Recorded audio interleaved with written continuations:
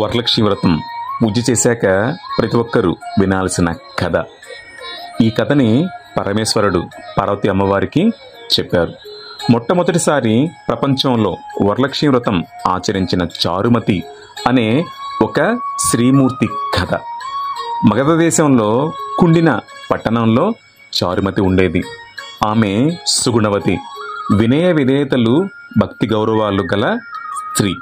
ప్రతిరోజు ప్రాతకాలాన్నే లేచి అత్తమామల్ని సేవించుకుని ఇరుగు పొరుగు వాళ్లతో కలిసి ఉండేది.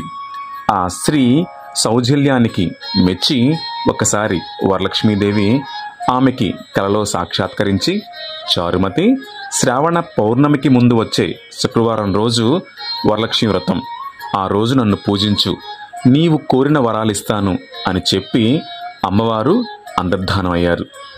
అప్పుడు చారుమతి నిద్రలేచి ఆ కలని భర్తకి, అత్తమామలకి తెలియజేస్తే వారు కూడా ఎంతో సంతోషించి, సరేనమ్మా, వ్రతం చేసుకో అని చెప్తారు.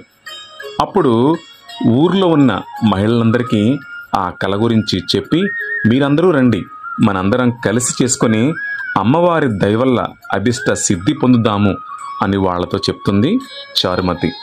అప్పుడు శ్రావణ శుక్రవారం రోజు అందరూ చక్కగా తలస్నానం చేసి పట్టు వస్త్రాలు ధరించి చారుమతి ఇంటికి వచ్చారు. చారుమతి చక్కగా ఇంట్లో షోడశోపచారాలతో అమ్మవారిని పూజించి భక్ష్యభోజ్యాలన్నీ అమ్మవారికి నివేదించి 9 పోగులున్న దారాన్ని చేతికి కట్టుకొని ఆ స్త్రీలందరితో కలిసి అమ్మవారి మండపానికి ప్రదక్షిణలు చేస్తుంది. మొదటి ప్రదక్షిణ పూర్తవగానే వారి కాళ్ళకి అందెలు ప్రదక్షిణమయ్యాయి.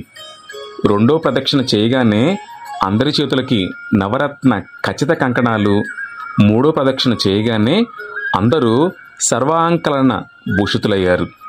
వాళ్ళు చేసిన వరలక్ష్మి వ్రతం ఫలితంగా చారుమతి ఇంటితో పాటు ఆ పట్టణంలో ఉన్న మహిళలందరి ఇళ్లలో ధన కనక వస్తువాహనాలన్నీతో నిండిపోయాయి. వాళ్ళ భర్తలు కూడా వాహనాల్లో వాళ్ళని ఇంటికి తీసుకెళ్ళడానికి వచ్చారు. ఇది కథ. ఈ వ్రతం చేసినప్పుడు చూసిన, ఈ కథ విన్న సకల సౌభాగ్యాలతో, సిరి సంపదలతో, ఆయురారోగ్యాలతో, అష్టైశ్వర్యాలతో తొలతూగుతారు అని పురాణంలో చెప్పారు. ఈ కథ వినగానే శిరస్సు పైన అక్షంతలు వేసుకోవాలి. తరువాత ముత్తైదులకి తాంబూలాలు, తీర్థప్రసాదాలు ఇవ్వాలి. ఈ వ్రతాన్ని ఏ